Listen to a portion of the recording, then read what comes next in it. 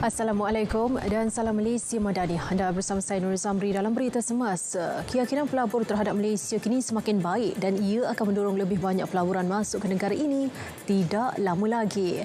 Menteri Komunikasi dan Digital Fahmi Fadzil berkata keyakinan itu dizahirkan pelabur ketika beliau bertemu mereka di London sewaktu melakukan lawatan kerja sempena Minggu Teknologi London LTW 2023 baru-baru ini. Beliau berkata misi pelaburan ke LTW 2023 dari 12 hingga 16 Jun itu menyaksikan Malaysia meraih komitmen pelaburan RM8.3 bilion dalam pelbagai sektor teknologi digital.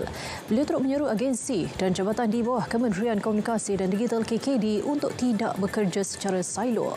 Sebaliknya perlu saling bekerjasama mengetengahkan produk digital atau industri kreatif yang bertepatan di forum antarabangsa seperti LTW tahun depan.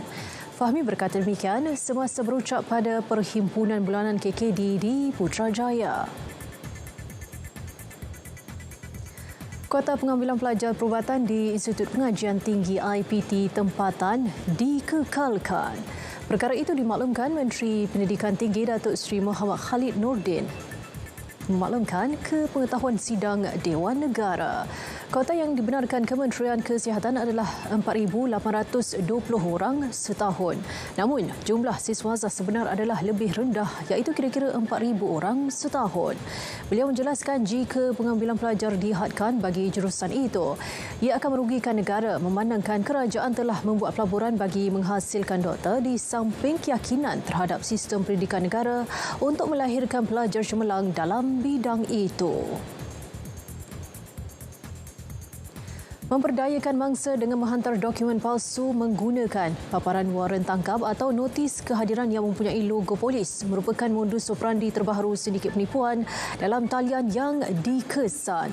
Ketua Polis Perak Datuk Seri Muhammad Yusri Hassan Basri dalam kenyataan mendedahkan pihaknya menerima 2 laporan polis yang menggunakan modus operandi berkenaan. Kononnya melibatkan Ketua Polis Perak dan Ketua Polis Perlis. Kes pertama melibatkan seorang peniaga kedai makan di Teluk Intan yang ditipu. Kononnya waran tangkap telah dikeluarkan terhadapnya namun tidak melibatkan kerugian apabila peniaga itu terus membuat laporan polis. Manakala dalam kes kedua, seorang pensyarah universiti menjadi mangsa mengakibatkan kerugian mencecah RM98,000.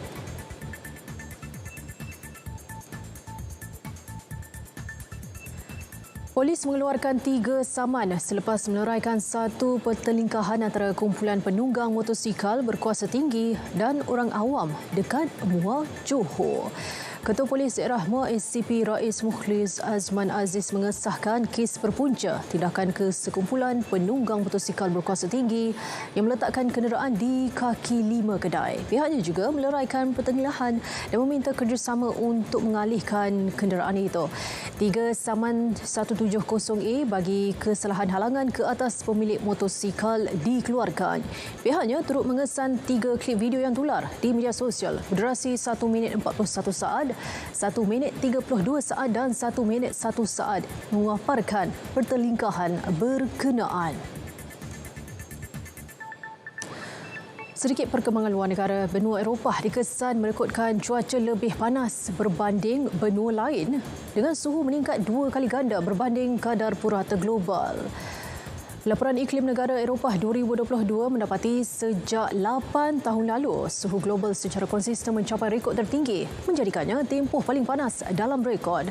Eropah khususnya mengalami musim panas terpanas pernah direkodkan mengatasi rekod sebelum ini pada 2021 iaitu 0.3 hingga 0.4 Celsius. Di barat Eropah termasuk United Kingdom, keadaan gelombang haba terik melanda dengan suhu melebihi 40 Celsius buat kali pertama. Purata suhu permukaan laut mengelilingi Laut Eropah juga mencapai paras tertinggi sepanjang masa. Keadaan cuaca menyebabkan kematian 16,000 orang di benua itu pada tahun lepas, 99.6% daripadanya berpunca daripada gelombang haba. Laporan itu mengakhiri berita semasa. Saya Nur Zamri. Assalamualaikum dan salam Malaysia Madani.